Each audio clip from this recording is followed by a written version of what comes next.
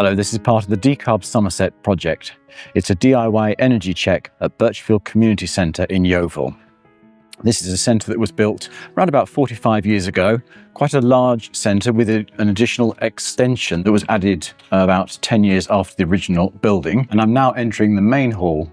This is quite a sizable room, lots of space, lots of storage. It's a nice, calm, cool room. It's well insulated in terms of drafts. But like any building of this age, we are going to be looking for improvements that can be made and trying to look in more detail at some of the individual elements of the building. Specifically questions like how many hours a week is the building being hired for, and also how many hours a week is the heating on for.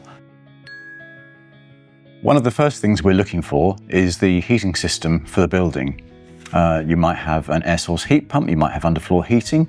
This particular hall has a traditional boiler, a combi boiler with wet system with radiators. They're not thermostatically controlled, but then the heating is controlled, as I understand, by a hive system.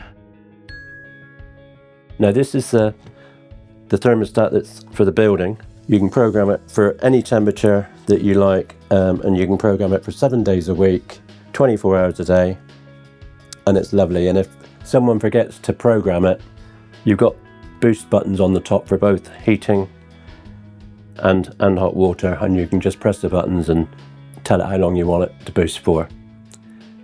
But because it's connected to the Wi-Fi, you've got the option of accessing it from your phone anywhere in the world.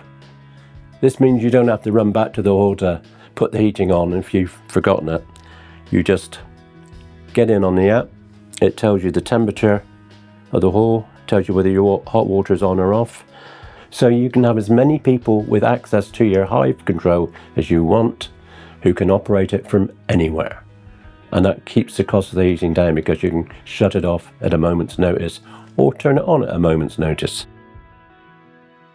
So the long-term aim is to try and separate your building into separate heating zones that can be controlled individually, which would save significant amounts of money for the running costs of the hall. The alternative is to allow the user groups to have their own control of the heating of the building, and that generally results in much higher running costs because the temptation is to simply turn it up, and when it gets too hot, open the windows, which is not efficient.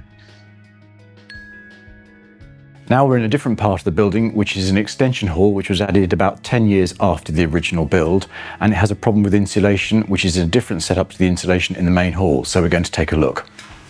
There is insulation in the ceiling, on the pitch of the roof, but there's no insulation on the suspended ceiling here. Is kept warm, and so there is a condensation problem, which is resulting in condensation falling and actually forming on the ceiling tiles here.